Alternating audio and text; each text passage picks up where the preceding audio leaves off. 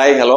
தங்கம் விலை நாட்டு நாள் அதிகமாயிட்டே போகுது, அது நம்ம எல்லாத்தையுமே தெரியும். அப்படிப்பட்ட தங்கம் பல குடும்பங்களை லட்சாதிபதி ஆயிருக்குன்னு சர்வே சொல்லுது.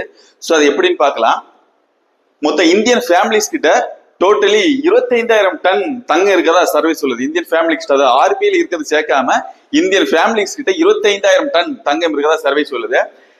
2016ல 10 கிராம் தங்கம், 22 கேரட் 10 கிராம் தங்கம் 2016ல அதனோட மதிப்பு வந்து 28,000 ரூபாய். ஆனா இன்னைக்கு 2025ல 22 கேரட் 10 கிராம் தங்கத்தோட விலை 2025ல 1,00,000 சம்திங்.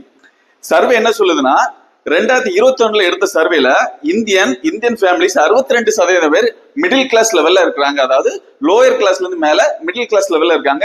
62% மக்கள் இருக்காங்கன்னு சர்வே சொல்லுது. சோ அந்த 62% மக்களும் ஒரு 10 கிராம் தங்கம் 2016ல வச்சிருந்தாங்க அப்படின்னா இன்னைக்கு அவங்க லட்சாதிபதி ஆயிருப்பாங்க அப்படின்ட்டு அந்த சர்வே சொல்லுது. சோ இந்தியன் ஃபேமிலிஸ் கிட்ட டோட்டலி 25,000 டன் தங்கம் இருக்குது. டோட்டலி வேர்ல்டுல எவ்வளவு இருக்குன்னா 1,00,000.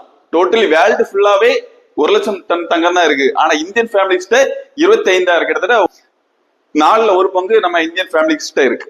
சோ வேர்ல்டுல தங்கம் அதிகமா வச்சிருக்க நாடு எதுன்னு பாத்தீங்கன்னா நம்ம இந்தியா தான். செகண்ட் இடத்துல தங்கம் அதிகமா யார் வச்சிருக்கா பாத்தீங்கன்னா நம்மளுடைய சைனா தான். பட் இது எல்லாமே ஃபேமிலிஸ் கிட்ட இருக்க சர்வே. அதாவது பேங்க்ல இருக்கிறது, கம்பெனி டெபாசிட் எல்லாமே சேர்க்கல. ஒன்லி ஃபேமிலி கையில, அதாவது கல்யாணத்துக்கு எல்லாம் போட்டு போல வாங்கி வச்சு டவுரி கொடுக்கறது அந்த மாதிரி எல்லாம் சேர்த்து அந்த மாதிரி சொல்றாங்க.